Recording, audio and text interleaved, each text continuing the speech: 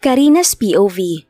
Nandito kami sa labas ng bahay naghihintay kay someone na tinawagan niya para tulungan kami sa mga gamit ko. Di naman kasi kakasya sa kotse ni Sir ang lahat ng gamit ko kasi ang dami. Yung mga damit ko nagkalat sa daan. Itinapon lang nila yung mga damit ko na tila mga basura. Ang sama nila. Bagong laba pa naman yung iba. Kaya lalabahan ko na naman. Agad ko namang pinulot ang ibang damit at itinupi habang naghihintay sa someone na yon. Habang busy ako sa kaliligpit, ay lumapit na din sa akin si Sir. Hayaan mo na yan. I already called somebody to take care of this mess. Sabi nito. Kahit na, ayokong mahirapan pa sila. Tulungan mo na lang kaya ako. Sabi ko, or more like utos ko sa kanya. How can I help? Nagtatakang tanong nito. Eh di itupi mo yung mga damit, ano pa ba? Pahayag ko pero nakakunot noo pa rin itong tiningnan ng mga damit ko. Kinamot nito ang batok at tila nahihiyang nagsalita. But I don't know how. Nahihiyang pag-amin nito. Napasmile na lang ako. Richie, may mga julalay na gagawa ng lahat para sa kanya. Halika na, tuturuan kita.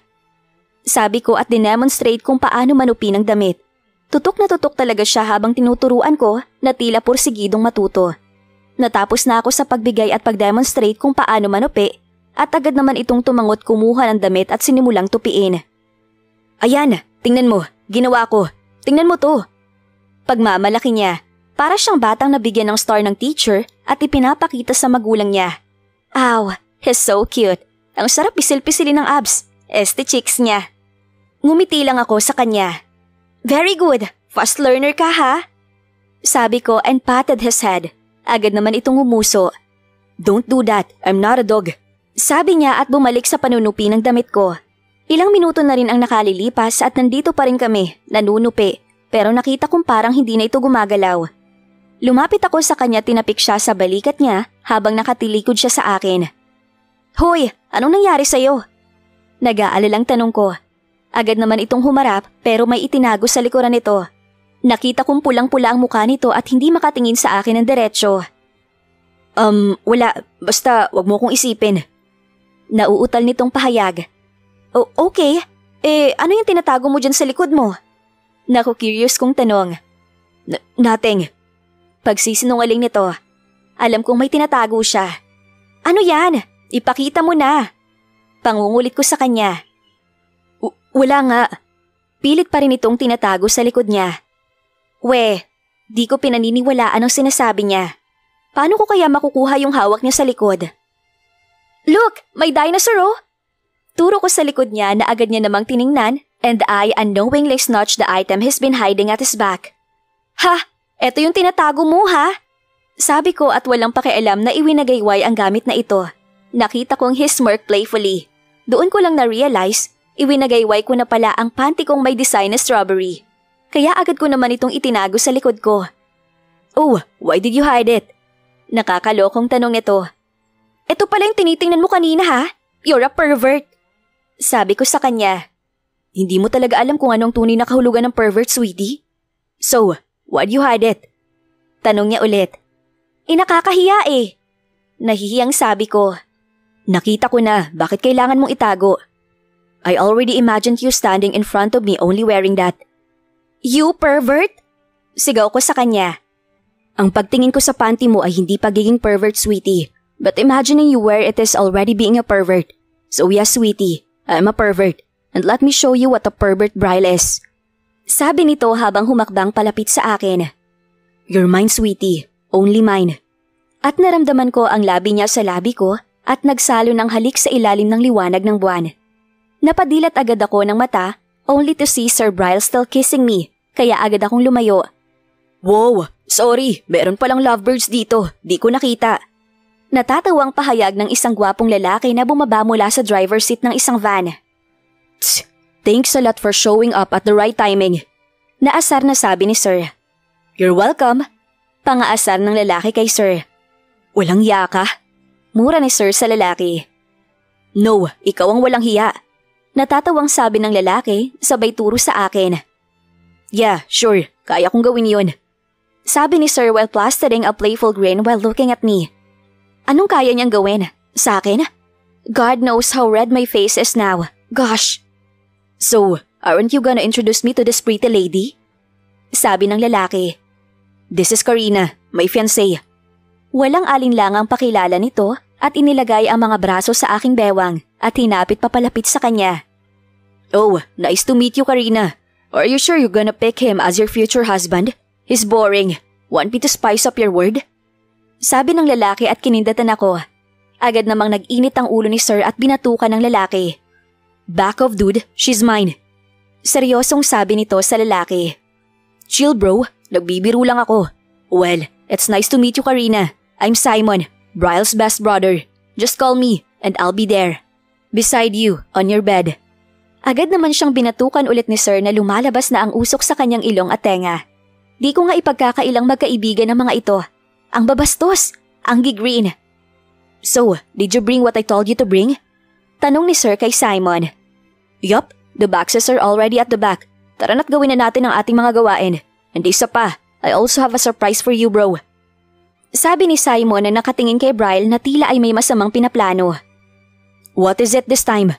Walang pakialam na pahayag ni Sir at binuksan ang likuran ng van. Bryle! Isang matinis na boses ang sumalubong sa kanya at isang babae ang tumalon mula sa van at niyakap si Bryle.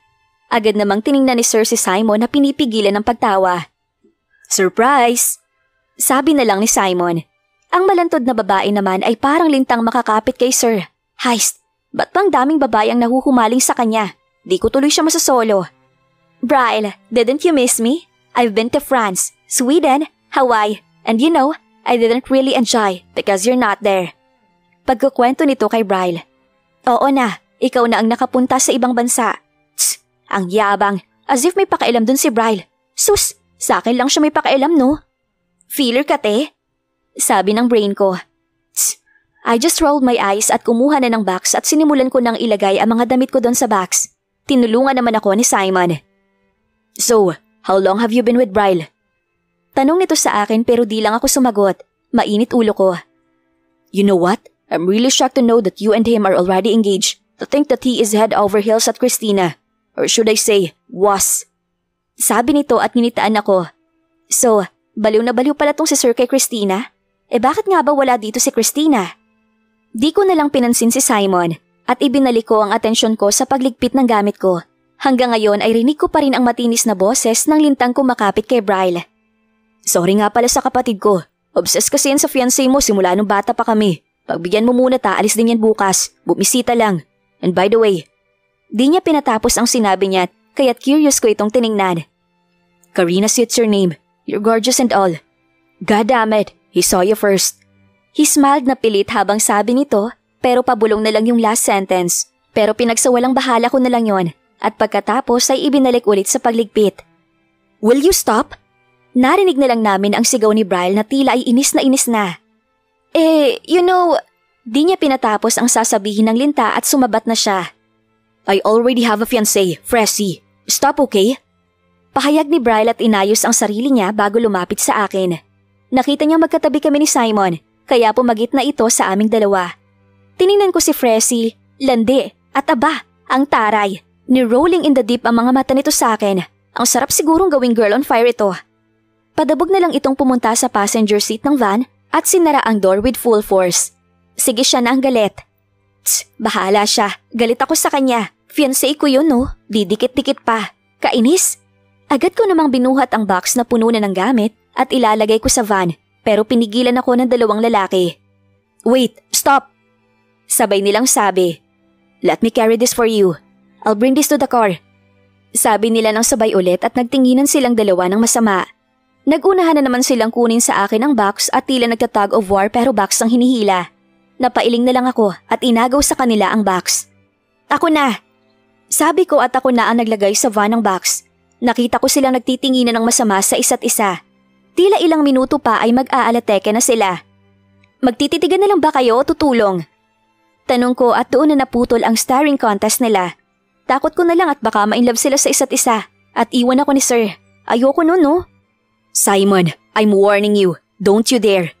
Pagbabanta nito kay Simon. Walang kagatol-gatol ay tumawa na lang si Simon habang hawak-hawak ang tiyan. Dude, your reaction was priceless. I wouldn't dare to steal her from you. And isa pa, sinusubok lang kita bro. And from what it looks like, you like her. A lot. Sabi ni Simon habang tumatawa-tawa pa. Tss! Brian responded at bumalik na rin kami sa pagliligpit. Nang matapos kami, ay agad naman kaming pumasok sa van papunta sa Mars. De joke, papunta kami sa, di ko alam, sila lang ang may alam nun eh. Simon's POV. Nakita na kita sa wakas. That girl na palagi kong inaabangan na pumapasok sa kumpanya ni Bryle. I know Bryle and I are close at kayang-kaya kong kunin ang details about sa kanya. Pero I don't have the guts to do that.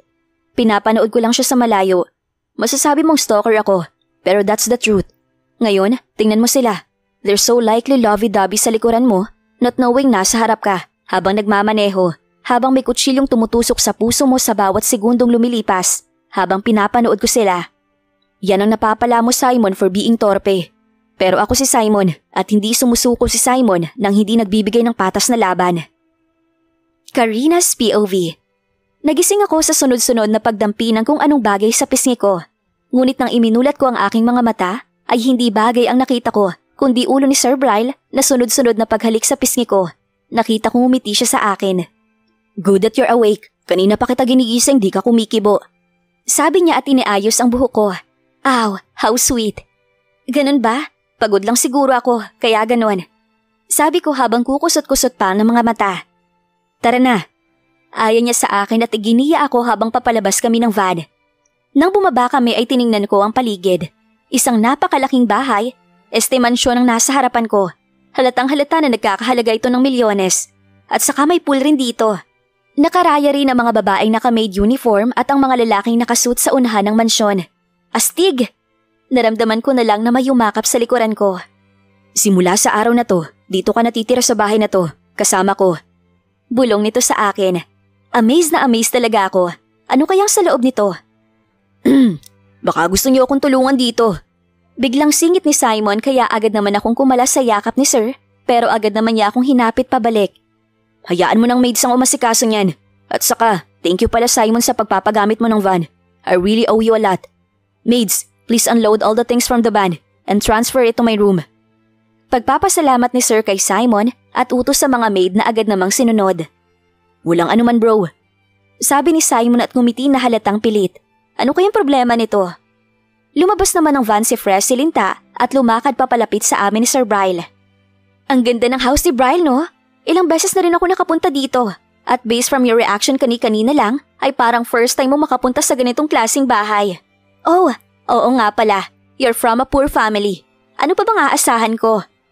Sabi nito habang tiningnan ako ng may pagkadisgusto. Freshy, stop! Galit na sita ng kuya niya sa kanya. Tsk, fine. Naiinis niyang sinunod ang kuya niya at bumalik agad sa van. Natapos na rin kunin ng mga maids ang gamit ko sa van. So, kita-kits na lang ulit tayo bro at Karina. See you when I see you. Pagpapaalam nito at pumunta na sa driver's seat ng van. Papaalis na ang van pero di nakalagpas sa aking paningin ang pag-rolling in the deep ulit na mga mata ni Fresh Silinta. Tss. Hay, 2 araw pa lang tapos ganito na agad ang nangyayari? Don't you think it's all too fast? Ang bilis yata ng pangyayari. Kanina lang nang sabihin niya sa lahat ng fiancé niya ako. Pati yung dinner tapos ngayon, lumipat ako ng bahay kasama siya. Oh my gulay! Naramdaman ko na lang ang paghila sa akin ni Sir Bryle papasok ng mansyon. And you'll never believe kung anong nasa loob. Napaka-elegante ang dating ng bahay. Black and white ang team nito. Marami ring mga picture ang nakasabit sa wall at halos nito ay mga individual na portrait ni Sir. Pero isa sa mga nakakuha ng atensyon ko ay ang kaisa-isang portrait ng isang babae. Christina. Mahinang bulong ko na dahilan para mapatigil kaming dalawa sa paglalakad. Agad naman akong tiningnan ni Sir. What? Nagtatakang tanong nito at sinundan kung saan ako nakatingin. Naramdaman kong he let go of my hand inside. Come on, let's go. I'm already tired. Simpleng sabi na lang nito at nagpatiuna sa paglakad, kaya sumunod na lang ako. Hay, may epekto pa rin pala si Miss Christina sa'yo, Sir. Akala ko ba I'm only yours, pero di ba dapat you're also mine? Patuloy lang ako sa pagsunod sa kanya, hanggang sa mapadpad kami sa harap ng isang kwarto. Alam kong sa kanya to. Sir, pwede po bang sa guest room na lang ako? Tanong ko kay Sir Bryle. No, just stay with me. Seryosong sabi nito at pumasok na sa kwarto. Hay! Agad na lang akong pumasok at nakita ko ang loob ng kwarto niya. Parang doble pa yata ang laki ng kwarto niya sa apartment ko. Nakita ko siyang parang problemadong nakayuko habang nakaupo sa napakalaking higaan nito. Sir, tawag ko sa kanya at inangat naman ito ang ulo niya. Bryle, saad niya. Ha? Tanong ko, ba't niya tinatawag ang sarili niya? Tss, call me Bryle and not sir. Baka may makahalata sa atin pag ganyan ang tawag mo sa akin. Simple niyang sabi at yumuko ulit. Magsi-CR lang ako. Saan pala yung gamit ko? Tanong ko, sa sobrang laki at dami ng pintuan dito sa kwarto niya, malilito ka talaga kung saan ang CR. Nasa walk-in closet ang mga gamit mo, which is the door in your right, while the CR is the door in your left. Simpleng sabi nito nang hindi inaangat ang tingin nito sa akin. Iniisip kaya nito si Ma'am Christina? Kung iisipin ko pa lang yung thought na yon, parang tinutusok na yung puso ko sa sakit. 2 araw pa lang, pero ganito na. Agad naman akong pumunta sa walk-in closet para kumuha ng damit pantulog at magsi-CR. Testing puso to, sakit sa ulo. Bryle's POV. Hindi ko alam kung anong nangyayari sa akin. I know everything went too fast. I mean, it's just been 2 fucking day, then this all happening. At ang higit na nakakaintriga sa akin ay itong mga damdaming to. Alam kong may girlfriend ako, and everybody knows how I'm head over heels for her. But why do I forget about her kapag kasama ko si Karen? Karen. Hindi man siya kasing puti ni Christina, pero ang ganda niya. Maaring hindi siya kasing sikat ni Christina, pero nakukuha niya ang atensyon ng bawat lalaki. Hindi man siya sa Christina, pero bakit pakiramdam ko may kung ano sa loob ko na hindi ko naramdaman dati? At ngayon, kinukumpara ko siya kay Christina? Dammit, nakakadismaya. Sa tuwing kasama ko siya, nararamdaman ko ang pagnanasa na para lang siya sa akin, na akin lang siya. Ayokong may mga lalaking nakapaligid sa kanya. Ayoko siyang makasama sa iba, lalo na sa mga lalaki. Pero sa tuwing naririnig o naaalala ko si Christina, hindi ko maiwasang makaramdam ng guilt na ginagawa ko ito sa likod niya. Na hindi ko malang sinabi sa kanya na ikakasal ako for the next 3 months. Natatakot ako na baka magalit siya sa akin. Natatakot ako na makipaghiwalay siya sa akin. Natatakot ako mawala siya sa akin. Mahal ko si Christina, pero may kakaiba din ako nararamdaman para kay Karen. Pero kasalanan ni Christina na hindi niya kayang talikuran ng kanyang karir. Kung mahal niya ako, dapat ako ang piliin niya, di ba? Mahal ko si Christina, but in the meantime, pwede bang pumalit sa kanya si Karen? I know that Karen would sound like a rebound, but that's the reason why I had a deal with her, right? Para maging kapalit ni Christina. Tama. Pero nangako ako kay Christina na pakasalan siya pagkatapos ng karir niya. Tao din ako, napapagod. Pagod na akong maghintay. Naipit lang siguro ako sa kaiisip na in love ako kay Christina, kaya ako nagkakaganito, di ba? Tama. Siguro, oras na para mag-move on. Ano sa